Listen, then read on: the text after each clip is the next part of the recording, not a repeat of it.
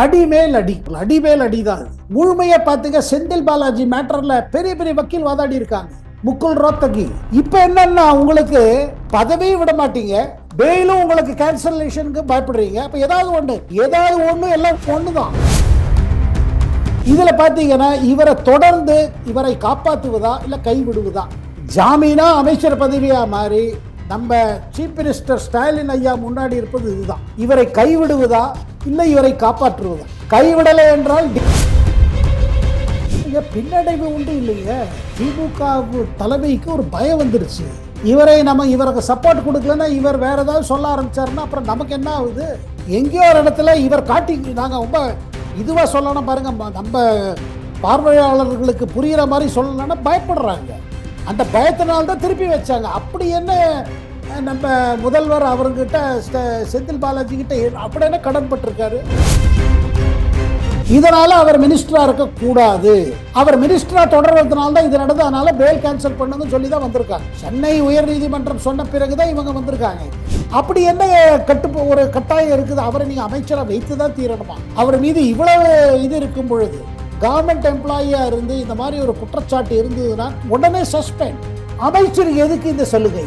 அது இந்த குறிப்பிட்ட அமைச்சருக்கு ஏன் இந்த சலுகை?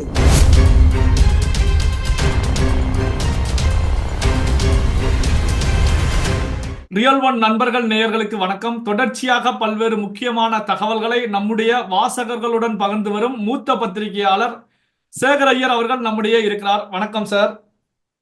வணக்கம் சிவா சார். வணக்கம் சார். இப்போ செந்தில் பாலாஜி, தமிழக அமைச்சர் செந்தில் பாலாஜி விவகாரத்தை பொறுத்த வரைக்கும் சுப்ரீம் கோர்ட்ல மிகப்பெரிய குட்டு விழுந்திருக்கிறது. அதாவது சுப்ரீம் கோர்ட் நீதிபதி அவர்களை பொறுத்த வரைக்கும் உங்களுக்கு ஜாமீன் கொடுத்ததே தவறு அப்படிங்கிறத நாம இப்போ உணர்றோம் அப்படிங்கிற கருத்துக்களை கூட முன் வச்சிருக்காங்க. அதே நேரத்தில் செந்தில் பாலாஜியுடைய துறை சார்ந்து டாஸ்மாக்ல இடி நடத்திய ரைடு, இதை பொறுத்த வரைக்கும் சென்னை ஹைகோர்ட்டை பொறுத்த வரைக்கும் இந்த பக்கம் அடி விழுந்திருக்கிறது. இடி சட்டவிரோதமான செயல்களில் ஈடுபடல, அவங்க கரெக்டா தான் ஈடுபட்டாங்க. தமிழக அரசாங்கத்தை பொறுத்த வரைக்கும் அங்கிருக்கக்கூடிய பெண் அதிகாரிகளை மையமாக கேடயமாக வைத்து ஈடிக்கு எதிரான வேலைகளில் ஈடுபடுறாங்க அப்படின்னு சொல்லி கடுமையான கருத்துக்களை முன் வச்சிருக்கிறாங்க. இது ரெண்டையும் எப்படி சார் பாக்குறீங்க? அடிமேல் அடி. இன்று நான் ஒரு தலைப்பு பார்த்தேன் தமிழ் பேப்பர்ல, அடிமேல் அடிதான். முழுமையா பாத்துங்க, செந்தில் பாலாஜி மேட்டர்ல பெரிய பெரிய வக்கீல் வாதாடி இருக்காங்க. முகுல் ரோத்தகி அந்த மாதிரி லாயர்ஸ் எல்லாம் போனாங்க. பார்த்தீங்கன்னா அபிஷேக் மனு சிங்வி இந்த மாதிரி லாயர்ஸ் எல்லாம் போய் நின்னாங்கன்னா எக்கச்சக்க பணம். அவங்க நீங்க ரோத்தகி உங்களுக்காக வாதாட வைத்தீங்கனால 20-25 லட்சம் ஒரு இயரிங்க்கு. செந்தில் பாலாஜி அதிகமா செலவழிக்கிறாரு தனக்காக. ஆனா சுப்ரீம் கோர்ட் என்ன கண்டுபிடித்து இருக்கிறது? ஜாமீன் வேணுங்கிறதுக்காக நீங்க ராஜினாமா செய்கிறீர்கள் உங்கள் பதவியை. ஜாமீன் கிடைத்த பிறகு மீண்டும் நீங்கள் மந்திரி ஆகிறீர்கள். இது என்ன கூத்து? ஏன்னா அமலாக்கத்துறை தரப்பில் இருந்தும் சிபிஐ தரப்பிலிருந்து என்ன சொல்றாங்க? நீங்க அமைச்சராக தொடரினால் உங்களுக்கு எதிர்த்து யாரும் சாட்சி சொல்ல வரமாட்டார்கள், நோ ஐ விட்னஸ், பயப்படுவாங்க. திருப்பி அமைச்சர் ஆயிட்டேன், அதனால்தான் உங்களை ஜெயில் அரெஸ்ட் பண்ண முடியாச்சு. ஆனால் நீங்கள் பதவியில் தொடர்ந்து இருந்தீர்கள். ஆஸ்பத்திரியில் அட்மிட் ஆகி ஒரு நாடகம் நடந்தது. இதெல்லாம் சுப்ரீம் கோர்ட் வாட்ச் பண்ணியிருக்காங்க. இப்ப என்னன்னா, உங்களுக்கு பதவியும் விட மாட்டீங்க, பெயிலும் உங்களுக்கு கேன்சலேஷனுக்கு பயப்படுறீங்க. அப்ப ஏதாவது ஒண்ணு எல்லாம் ஒண்ணுதான். நீங்க பெயில தொடரனா அமைச்சரா இருக்க முடியாது. அமைச்சரா இருந்தா பெயில் கிடையாது, மீண்டும் சிறை செய்ய வேண்டும். ஏன்னா சுப்ரீம் கோர்ட் உங்களை நீங்க அமைச்சர் பதவியிலேருந்து இறங்குன்னு சொல்லாது, ஏன்னா அதுக்கு அந்த பவர் கிடையாது.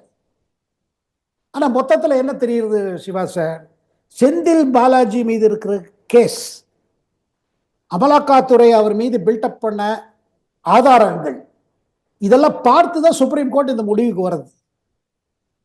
இதுல பாத்தீங்கன்னா, இவரை தொடர்ந்து இவரை காப்பாற்றுவதா இல்ல கைவிடுவதா? ஜாமீனா அமைச்சர் பதவியா மாறி நம்ம சீஃப் மினிஸ்டர் ஸ்டாலின் ஐயா முன்னாடி இருப்பது இதுதான். இவரை கைவிடுவதா இல்லை இவரை காப்பாற்றுவதா? கைவிடலை என்றால் டிஎம்கே பேர் ரொம்ப ரிப்பேர் ஆகிட்டே போகுது. கைவிட்டால் இவரை தான் நம்ம காட்டி கொடுத்துருவோம்னு ஒரு பயம் இருக்கு கட்சியினருக்கு, குடும்பத்தினருக்கு. இந்த மாதிரி ஒரு இதுல தான் அவர் மாட்டின்னு இருக்கு டிஎம்கே தலைமை. சார் இப்போ 28ஆம் தேதி நீதிமன்றத்தை பொறுத்த வரைக்கும் ஒரு கெடு மாதிரி அனௌன்ஸ் பண்ணியிருக்காங்க. அதாவது வந்து அமைச்சர் பதவி முக்கியமா இல்ல சுதந்திரமாக நீங்கள் ஜாமீன் பெற்று வெளியில இருக்க வேண்டுமா அப்படிங்கிறத தீர்மானிக்கக்கூடிய நாளாக சொல்லப்பட்டிருக்கு. இது தமிழக முதலமைச்சர் மு.க.ஸ்டாலினுக்கு விடுக்கப்பட்ட கெடுவாகவே தான் பார்க்கப்பட்டு இருக்கு. இப்படியான ஒரு சூழ்நிலை தான் முதலமைச்சர் அவர்கள் ஒரு ஆலோசனை கூட்டம் அடுத்து என்ன பண்ணலாம் செந்தில் பாலாஜி விவகாரம் குறித்து பேசியிருக்காங்க. இப்ப செந்தில் பாலாஜியை துறையில இருந்து அமைச்சர் பதவியிலிருந்து தூக்குவார்களா அல்லது இலாகா இல்லாத அமைச்சராக மீண்டும் சிறையிலேயே அவருடைய இது தொடருமா? எப்படி சார் பாரு? அவர் செந்தில் பாலாஜி என்ன திருப்பி சிறை போற விரும்புகிறா? என்ன கேட்டீங்கன்னா 28ஆம் தேதி பெயிலை கேன்சல் செய்து விடலாம். அதுக்கு நீ 28ஆம் தேதிக்குள்ள பதில் சொல்லலைன்னா கேன்சல் செய்தால் திருப்பி ஜெயிலுக்கு போனோம். அதற்கு பயந்து கொண்டு நான் எதிர்பார்ப்பது என்ன என்றால் ராஜினாமா செய்து விடுவார். சார் இப்போ ராஜினாமா அப்படிங்கிற ஒரு விஷயத்தை எடுத்தா சார், அதாவது செந்தில் பாலாஜி ஜாமீன்ல வந்த உடனே அடுத்த நிமிடமே அவருக்கு அமைச்சர் பதவி கொடுக்கப்படுகிறது. பாரதிய ஜனதா கட்சி, அதிமுக உள்ளிட்ட எதிர்கட்சிகளை பொறுத்த வரைக்கும் என்ன காரணத்துக்காக அவருக்கு அமைச்சர் பதவி கொடுக்கணும், உடனடியா அவரை அமைச்சர் பதவியில இருந்து டிஸ்மிஸ் பண்ணுங்க, அமைச்சர் பதவியில இருந்து தூக்குங்க அப்படிங்கிற கருத்துக்களை தான் தொடர்ச்சியாக சொல்லிக்கிட்டே வர்றாங்க. ஆனா திமுக வந்து அதுல உறுதியா இருக்காங்க. அவர்தான் அமைச்சர், மதுவிலக்குத்துறை அமைச்சர், அவரை தூக்க முடியாது அப்படிங்கிறதுல உறுதியா இருந்துகிட்டே இருந்தாங்க. இப்போ நீதிமன்றம் வச்ச செக்கின் மூலமாக அமைச்சர் பதவியிலிருந்து திமுக தூக்கினால் இது திமுகவுக்கு பின்னடைவா தானே சார் பார்க்கப்படும்? பின்னடைவு உண்டு இல்லைங்க. திமுக தலைமைக்கு ஒரு பயம் வந்துருச்சு. இவருக்கு சப்போர்ட் கொடுக்கலன்னா இவர் வேற ஏதாவது சொல்ல ஆரம்பிச்சாருன்னா அப்புறம் நமக்கு என்ன ஆகுது? எங்கேயோ ஒரு இடத்துல இவர் காட்டி நாங்க ரொம்ப இதுவா சொல்லணும் பாருங்க, நம்ம பார்வையாளர்களுக்கு புரியுற மாதிரி சொல்லணும்னா பயப்படுறாங்க.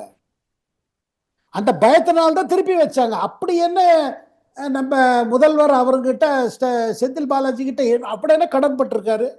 இவ்வளவு பெரிய அரசுங்க, திமுக ஒரு ஆட்சி நடக்குது, ஸ்டாலின் ஐயா முதல்வராக இருக்காரு, உதயநிதி ஸ்டாலின் துணை முதல்வராக இருக்காரு, ஒரு அமைச்சரை வைத்துக் கொண்டு ஏன் இவ்வளவு பாடு? அப்படி என்ன இருக்குது செந்தில் பாலாஜி கிட்ட? எதை கண்டு இவங்க நடுகிற மாதிரி ஏற்படுறது? உங்க மேல குற்றச்சாட்டு வந்த பிறகு இவர்கள் அமைச்சர்களாக தொடரணுமா? இவர் அமைச்சராக தொடரணுமா? அதாவது என்ன, ஒரு பக்கம் சட்டம் ஒழுங்கு அது இது இந்திய அரசியல் சட்டம் அப்படி இப்படின்னு பேசுறாங்க. ஆனா இந்திய அரசியல் சட்டத்தின் பின்னணியில் இருக்கிற ஒரு பிரின்சிபல் அதை பொண்ணு இம்ப்ளிமெண்ட் பண்ற மாதிரி தெரியல. நீங்க கேட்டானா நீங்க பயப்படுறீங்க. என்ன பயப்படுறீங்க? மடியில என்ன கணம் இருக்குது நீங்க பயப்படுறீங்க? இந்த கேள்வி வருது இல்ல. அவர் மீது இருப்பது குற்றச்சாட்டு என்ன? அமைச்சரா இருந்த பொழுது அதிமுக அமைச்சரவையில் அமைச்சராக இருந்தபோது பணம் வாங்கி கொண்டு இந்த போக்குவரத்து கழகத்தில் வேலை தரேன்னு சொல்லி மோசடி. இப்ப அதை தவிர்த்து இப்ப டாஸ்மாக் விவகாரம் வருது பாருங்க. இப்ப டாஸ்மாக் நடக்கிற ஊழல்ல இது எங்கேயாவது மேலிடத்துக்கு போகுமா போகாதான்னு ஒரு கேள்வி எழும்புறது. முதல்ல டாஸ்மாக் கேஸை சென்னை உச்ச நீதிமன்றம் இது கேட்கவே வேண்டாம் இருந்தது. இதை பத்தி ஒண்ணுமே பண்ண வேண்டாம்னு போனாங்க. அதுக்கப்புறம் கோர்ட்டோட ரியாக்ஷன் பார்த்துட்டு வாபஸ் பண்ணிட்டாங்க. சார் இப்போ இந்த செந்தில் பாலாஜி விவகாரத்துல வந்து நீதிமன்றத்துல விவாதம் நடக்கும் போதுதான் கபில் சிபல் அவர்கள் ஒரு கருத்துக்களை முன் வச்சிருக்காங்க சார். அதாவது இந்த கேஸுடைய விவாதங்கள் நடக்கும் போது 2026ஆம் ஆண்டு வாக்குல திமுகவுடைய ஆட்சியே முடிவடைந்திருக்கும், திமுக ஆட்சியில இருக்காது. அப்ப செந்தில் பாலாஜியை பொறுத்த வரைக்கும் தன்னுடைய அதிகாரத்தை செலுத்த வேண்டிய அவசியமே ஏற்படாது. அப்படி இருக்கக்கூடிய சூழ்நிலையில இந்த வழக்கை தள்ளி வைங்க அப்படிங்கிற மாதிரி கபில் சிபல் அவர்கள் பேசியிருக்காங்க. அதாவது திமுக ஆட்சியில் 2026 இருக்காது அப்படின்னு சொல்லி கபில் சிபல் தெரிவித்ததாக தான் செய்திகள் வெளியாயிட்டு இருக்கு. இதை எப்படி சார் பார்ப்பது? இல்லைங்க, அது ஒரு ஆர்குமெண்டா யூஸ் படுத்தப்படுகிறது. நீங்க பேல் இப்ப கொடுக்கலீங்கன்னா அப்புறம் கொடுத்து ஒன்றும் பிரயோஜனம் இல்லைங்க. இப்ப அவர் அமைச்சரா இருக்க போறாரு, இருந்தா என்ன ஏப்ரல் மாதம் வரையில் இருக்க போறாரு, அப்புறம் புது ஆட்சி வந்துடும். இப்போதைக்கு இன்னும் தொடர வேண்டியது ஒரு ஆண்டு காலத்துக்கு அவர் தொடரட்டுமே அப்படின்னு. ஆனா கோர்ட் முன்னாடி இருக்கிறது மேட்டர் என்ன? அமலாக்கத்துறையும் சிபிஐயும் கூறுவது என்ன? அவர் அமைச்சராக தொடர்ந்தால் விட்னஸ் எல்லாம் பயப்படுறாங்க. அவருக்கு எதிர்த்து சாட்சி சொல்வதற்கு யாரும் தயாரா இல்லை. விட்னஸ் பயப்படுறாங்க. இதனால அவர் மினிஸ்டரா இருக்க கூடாது. அவர் மினிஸ்டரா தொடர்றதுனால தான் இது நடந்தது. அதனால பேல் கேன்சல் பண்ணுங்கன்னு சொல்லி தான் வந்திருக்காங்க. சென்னை உயர் நீதிமன்றம் சொன்ன பிறகுதான் இவங்க வந்திருக்காங்க இங்க. ஸோ இந்த மேட்டர்ல பாத்தீங்கன்னா பேல் வாங்கின பிறகு பேல் வாங்குவதற்காக என்ன சரி சரி நாங்க விட்டுறோம், அமைச்சர் பதவி தேவையில்லை, எங்களை ஜெயிலிருந்து விடுவீங்கள். விடுவித்த பிறகு அடுத்த நேரமே நீங்க போட்டீங்க அது உச்சநீதிமன்றம் அதை ரொம்ப சீரியஸா எடுத்திருக்கு. அதாவது ஒரு இன்சல்ட் மாதிரி எடுத்திருக்கு. எங்கள்கிட்ட ஒன்று சொல்றீங்க, எங்க முன்னாடி ஒன்று வாதாடுறீங்க, ஆனா செய்வது வேற ஏதோ. அப்படி என்ன ஒரு கட்டாயம் இருக்குது? அவரை நீங்க அமைச்சரா வைத்து தான் தீரணுமா? அவர் மீது இவ்வளவு இது இருக்கும் பொழுது, கவர்மெண்ட் எம்ப்ளாயியா இருந்து இந்த மாதிரி ஒரு குற்றச்சாட்டு இருந்ததுன்னா உடனே சஸ்பெண்ட். அமைச்சருக்கு எதுக்கு இந்த சலுகை? அது இந்த குறிப்பிட்ட அமைச்சருக்கு ஏன் இந்த சலுகை? என்ன காரணம்? இந்த கேள்வி தமிழ்நாடு மக்கள் மத்தியில் திருப்பி திருப்பி வந்து கொண்டிருக்கிறது. பாருங்க, செந்தில் பாலாஜி குற்றவாளியா இல்ல இன்னோசென்ட்டாங்கிறது கோர்ட் முடிவு எடுக்கும். ஆனா அதுக்கு முன்னாடி நடக்கிற லீகல் ப்ராசஸ்ல நீங்க எதுக்கு தடுத்துட்டே இருக்கீங்க? நியாயம் மேல உங்களுக்கு ஏன் நம்பிக்கை இல்லை? இந்த கேள்விதான் தமிழ்நாடு மக்களும் கேட்கிறார்கள். கோர்ட்டிலும் அதே கேள்வி எழுப்புகிறது. ஓகே சார், பல்வேறு முக்கியமான தகவல்களை நம்முடைய வாசகர்களுடன் பகிர்ந்து கொண்டதற்கு நன்றி சார். நன்றி, வணக்கம் சிவா சார்.